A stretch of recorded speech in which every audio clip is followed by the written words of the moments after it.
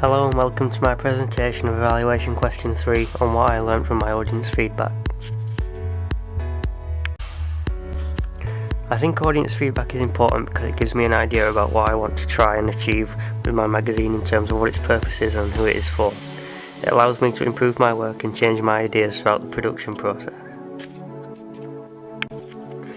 Throughout the planning and research stage of the main task, I constructed an online survey on surveymonkey.com consisting of 10 questions which I would distribute on social media for people to answer. I managed to send my questionnaire to a variety of people and got a fair amount of responses.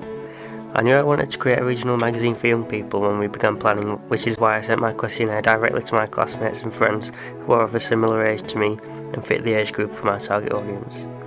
I also shared the questionnaire on my personal Facebook profile so I would reach a large audience to hopefully gain a large amount of responses to eventually get some effective results to work with. However, I only received around 20 responses, which made my final results less effective to work with. Also, the fact that I only had 10 questions didn't really allow for a variety of answers, which meant some of my findings were difficult to work with, as there weren't significant differences between how many people chose one option compared to another for the multi-choice questions. I did get a good idea of how I wanted my aesthetic style to look from the results of my master design question, as most people preferred the Rolling Stones design, which inspired me to create something slightly similar in terms of font. I created numerous different styles of the masthead and inserted the designs onto a Word document which I then printed out. I handed the page of my master designs to other students in my class so they could write a brief statement on how they think they could be improved, but also which masthead design they preferred. This helped me to decide on which masthead design I was going to have for my magazine. I also found that the topic people were most interested in was entertainment, which caused me to plan to create an entertainment magazine for young people. This allowed me to plan what content I was going to include with my contents page and advert pages.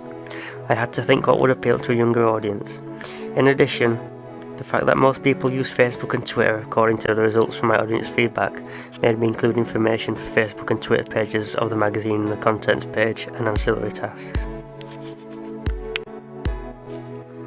Throughout the production process of the main task, I would often be given feedback from my teacher in lessons and during one-to-one interviews about the work I would have done at that point. I would be given advice on how to improve my magazine pages, which at one point caused me to completely change the design of my cover page.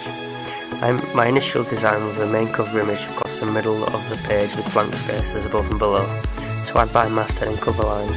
However, after completing my billboard design, I was advised to change my cover page to look more like that of my billboard. I believe this was for the best, as my new cover image links better with my billboard and is of a much better quality overall. Throughout the audience research process, I learned how to construct an effective survey by including questions which would give me diverse results to work with. However, if I were to create another survey, I would have come up with more questions to gain more effective results which would benefit me more in the production process of the magazine. I probably would also distribute the survey to a wider audience or a wider age range to gain the feedback from a variety of people and from people who I didn't know.